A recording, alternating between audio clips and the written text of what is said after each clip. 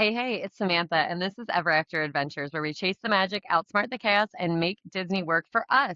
Let's rope drop this the right way. Before we get started, I just want to say I missed last week because I was doing a day trip to Disney, which is going to be for another episode. So I appreciate everyone coming back to listen and we are gonna get started. So, quick question for you guys. What if I told you Disney opened 7 brand new attractions and experiences over the last week, announced one of the most controversial overhauls to a classic attraction in decades, and introduced a wave of kid focused experiences? And yet, about 90% of the people booking vacations right now have absolutely no clue what it means for their actual trip. Seriously, I need you to lock in for a second because if you are planning a trip to Orlando anytime soon, the ground just shifted completely under your feet.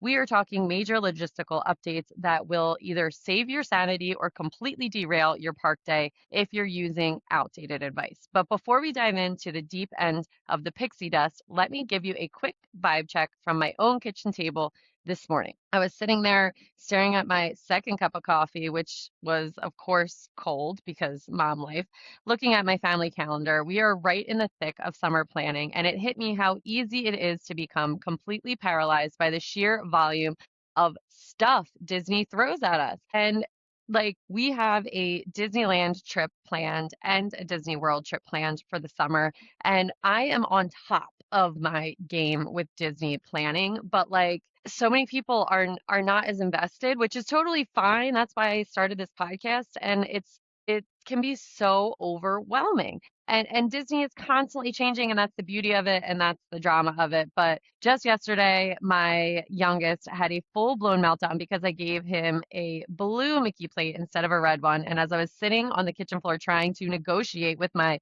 newly 4-year-old, I thought this is exactly what walking into Magic Kingdom feels like if you don't have a game plan. It is loud, it is overwhelming, and if you aren't careful, you will spend thousands of dollars just to end up crying over a plastic souvenir cup. And I see this all the time on different forums, like my trip was ruined because X, Y, and Z. And I thought, if you just planned a little bit differently, it could have gone a different direction. And this is why we're doing things a little different today. Not only are we breaking down the massive news updates from this week, including the exact date of some history making refurbishments, but I am also giving you my personal, unfiltered top 5 Walt Disney World extras that are actually worth it. Because let's be real, Disney will try to upsell you on everything from dessert parties to preferred parking, and you need to know where to actually deploy that hard earned cash. So grab your coffee while it's still hot, grab a Mickey waffle if you've got one, and let's get real about what matters, what doesn't, and how we are going to make your next vacation the absolute best one yet. All right, so let's kick things off with the Pixie Dust, which is the segment where we highlight the absolute best thing Disney got right this week. And honestly, my headline for this week is Disney finally remembered that actual children exist. I know this sounds a bit sarcastic, but if you've been paying attention to the parks over the last few years, it has felt every major addition was built for the influencers, thrill ride junkies, or Disney adults arguing on Facebook. Between the high-tech coaster drops and the intensely complicated reservation windows, the pure, unadulterated joy of taking a little kid to Disney World felt like it was getting lost in the shuffle. But this week, Disney launched what they are calling Cool Kids Summer, and they dropped 7 new experiences across the property that are explicitly designed to make life easier, cooler, and more fun for families.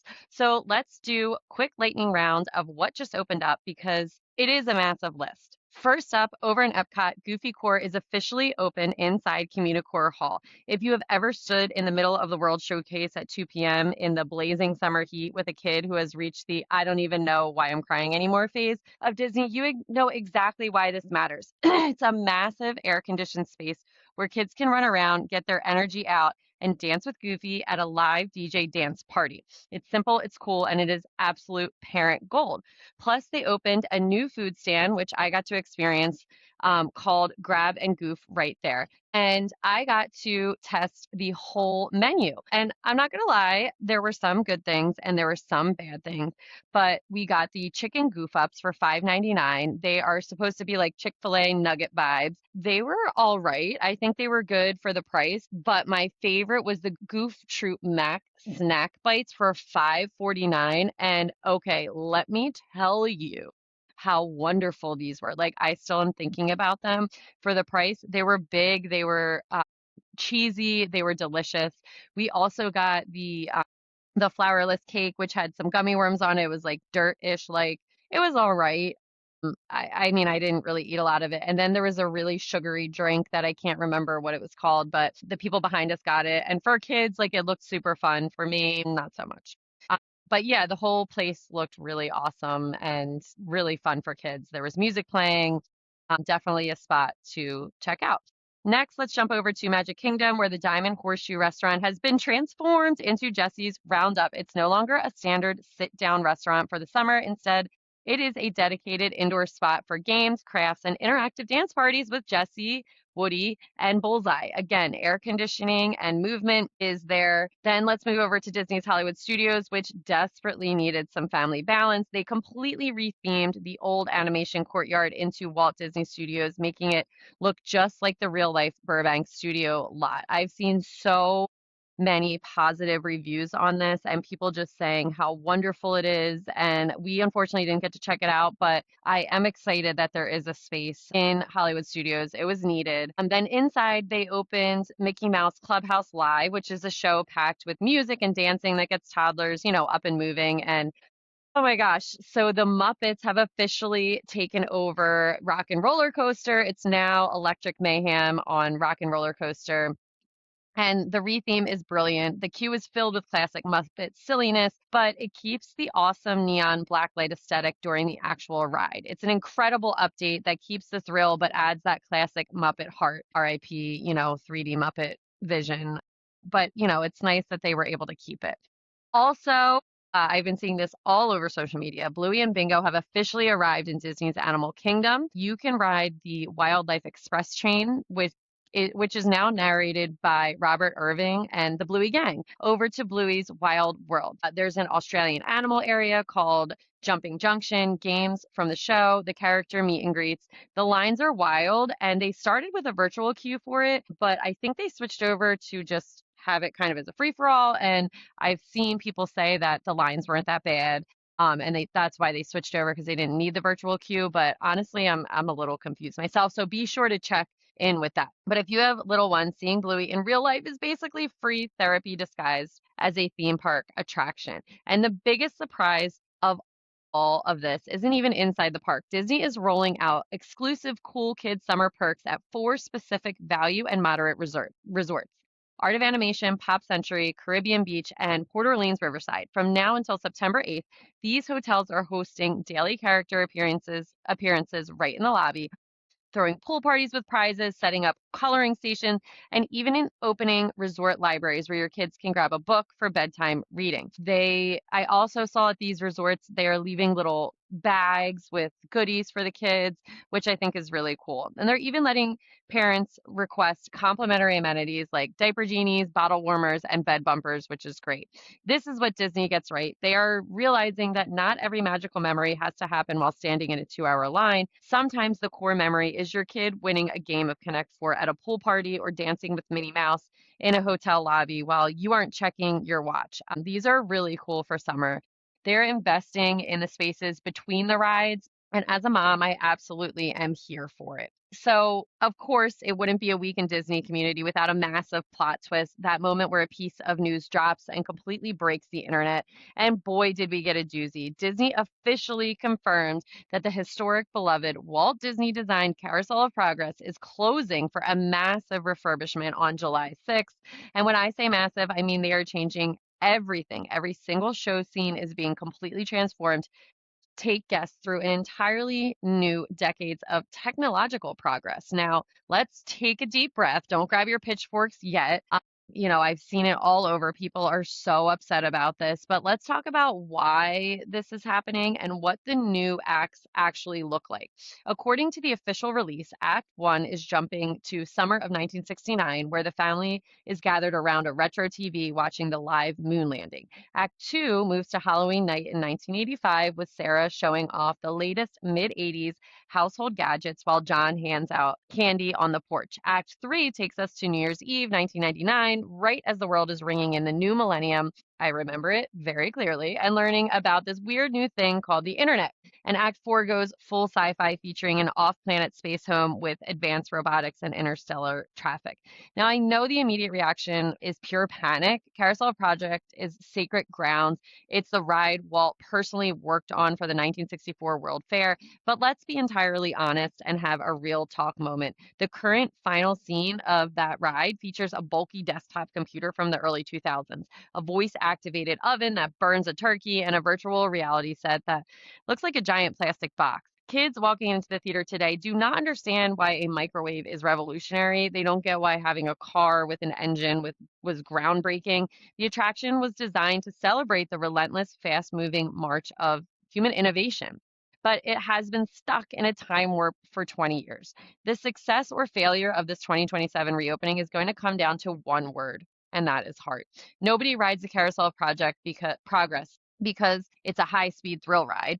We ride it because it is hopeful, deeply optimistic, and comforting. It is Walt's philosophy in attraction form. If Disney can capture the nostalgia of 1969 and 1985 while keeping that family dynamic intact, this could be a masterpiece. The good news that should keep us all calm, Disney explicitly confirmed that the iconic theme song, This There's a Great Big Beautiful Tomorrow, is staying right where it belongs. While everyone is busy arguing about the carousel on Reddit, there is another massive plot twist that nobody is talking about. The My Disney Experience app is getting an AI-powered makeover. Disney is rolling out a complete overhaul of their app and website, adding things like an AI search feature, interactive trip checklists, flexible date pricing calendars, and location-specific weather forecasting through a new partnership with AccuWeather. This is huge because navigating the current app feels like trying to file your taxes while riding a roller coaster. It is clunky, it is stressful, and it expects you to know the difference between a virtual queue, a lightning lane, and a dining window before you even leave your house. Disney claims these updates are a direct response to guest complaints about how difficult the app is to use. The twist here is whether Disney actually makes it simple or if they just add 10 more digital buttons we have to manage while trying to enjoy a Mickey bar. We will definitely be watching how this rolls out. Now let's pivot to something that will directly impact your wallet. Since we were talking about optimizing your strategy and maximizing your vacation, let's talk about upgrades. Disney loves an upcharge, but not all extras are created equal. If you want to sprinkle some serious magic into your trip without throwing money down the drain, here are the top 5 Walt Disney World extras that are actually worth it. And we've talked about this before, but I just do want to reiterate a lot of this because I think it's important as people go into their summer vacations to figure out what's best for them. After hours events, if you have the budget to swing a ticket to a Disney after hours event, which is different than like the magic hours at Epcot or Magic Kingdom, like I don't think that they're really worth it. It's just still pretty crowded. But these specific after hour events at Magic Kingdom, Epcot, or Hollywood Studios, do it. Do not hesitate. There's a separate limited capacity ticket that lets you stay in the park for 3 hours after it closes to the general public. We're talking walk-on waits for Seven Dwarfs Mine Train, Space Mountain, Rise of the Resistance. Plus, again, you get free unlimited ice cream, novelties, popcorn, and bottled drinks that are included in the price. So if you hate crowds and melt in the Florida heat, this allows you to completely bypass that daytime chaos and get an entire park day's worth of rides done in 3 hours of bliss. Another thing is maybe upgrading resort pool days or cabana rentals because look, if you're staying at a deluxe or moderate resort like Caribbean Beach or a DVC property, and you plan to take a mid-week rest day, which you absolutely should, renting a private pool cabana or dedicating real time to resort amenities is a game changer. Especially with the new Cool Kids summer activities happening at select resorts, the hotel pool scenes are unmatched right now. For a split fee among family members, a cabana gives you dedicated shade, comfortable seating, dedicated cast member service, and a mini fridge stocked with drinks. It turns a chaotic pool day experience into an actual luxurious vacation moment, especially dining and secret menu lounges. The standard overhyped character buffets where the food tastes like a high school cafeteria. Spend your money on high quality lounge experiences or interactive dining. I'm talking about places like Trader Sam's Grotto at the Polynesian, or if you're over in Disneyland, they just updated the Trader Sam's menu for the 15th anniversary. I'm super excited to try that out in just over a month. They dropped new fries, they dropped a new aioli. It's to die for, and a secret menu Dole Whip rum cocktail is something that I will be getting. At Disney World, seeking out places with incredible atmosphere and high quality small plates like Nomad Lounge in Animal Kingdom or Baseline Tap House in Hollywood Studios, it gives you that premium, relaxing foodie experience without the $300 price tag of a signature dinner. All right, number four, we're gonna talk. It's a little controversial. We get it sometimes, sometimes we don't. Memory Maker, but with a catch. Memory Maker gives you unlimited digital downloads of every single photo taken by PhotoPath photographers and on-ride cameras. Is it worth it if you're a solo traveler who hates posing? Like, maybe not. But if you're a mom, buy it because if you don't, you will look back at your vacation photos and realize you do not exist in any of them. You're either the one holding the camera or you're capturing grainy, blurred photos of your kids on your phone while trying not to get bumped by a stroller. Get in the picture, let the professionals handle the framing, grab the magic shots, and enjoy the ride. There are so many cool magic shots, especially don't forget the one over at the Grand Floridian. We love that one. It's like a free family photo shoot. And so let's get into number five, the deep fried treats and viral snacks, which are the small, small luxuries. Sometimes the best extra is the cheapest one that completely resets your mood. Case in point, the viral snacks that are taking over property right now. Over at Disney's Boardwalk, Blue Ribbon Corn Dogs is now serving a massive $13 deep fried New York style cheesecake on a stick, wrapped in a golden fried coating and graham cracker crust. It is easily big enough to share. Or if you're in Animal Kingdom, you've seen it, the viral cookie dough brownie ice cream sandwich. It used to have an hour-long line at Tamu Tamu Treats, but it was just spotted quietly hiding at an outside concession on the right side as you exit Discovery Island for $8.29. It's rich brown layered with vanilla ice cream and edible cookie dough. These little indulgent food upgrades are worth every single penny when everyone needs a 3 p.m. pick me up. So let's transition into the magic move. This is your tactical boots on the ground blueprint that you can implement immediately if you have a trip on the horizon. If you are traveling this summer, here is exactly how to handle these massive park shifts. First and foremost, stop treating the new kid focused areas as filler experiences. When people plan a Disney day, they create these rigid, militaristic itineraries. Rope drop, slinky dog, dash, sprint to Tower of Terror, run across the park to Rise of the Resistance. I get it. You want to maximize your investment. But the absolute biggest mistake families make in these is treating a theme park like a competitive sport. Your kids do not need to hit 12 major rides before lunch to have a magical day. What they do need are pressure release valves. So when the heat hits 97 degrees and the humidity is sitting at 100%, you need to know exactly where your nearest escape hatch is. Goofy Core at Epcot, Jesse's Roundup at Magic Kingdom, and the brand new Baby Care Center at Hollywood Studios are not just random spots on the map, they are survival tools. Speaking of the Baby Care Center, it just moved into the new Walt Disney World Studios courtyard. It's a massive upgrade. It features full air conditioning, private nursing rooms with comfortable chairs, a kitchenette, changing tables, and a family area with TVs playing Disney movies. We love the baby care centers. They even have craft supplies like chalk, colored pencils, and paint for older siblings to use while you're managing a baby. Knowing where these spaces are before someone has a meltdown is the ultimate magic move. All right, your second move, rewrite your lightning lane strategy immediately. Because of all the attraction reopenings this week, Disney's ride tier system has shifted completely, and any planning advice you read 6 months ago is officially trash. Disney planning advice ages faster than milk, everyone. Over in Magic Kingdom, Big Thunder Mountain Railroad and Buzz Lightyear Space Ranger Spin are officially back open. Big Thunder jumped into Tier 1 while Buzz is sitting in Tier 2. In Hollywood Studios, Electric Mayhem on Rock and Roller Coaster and Millennium Falcon Smuggler's Run are both open and both occupying Tier 1 spots. Remember, the golden rule of the tier system, you can only pre-book one attraction from Tier 1 when planning your day ahead of time.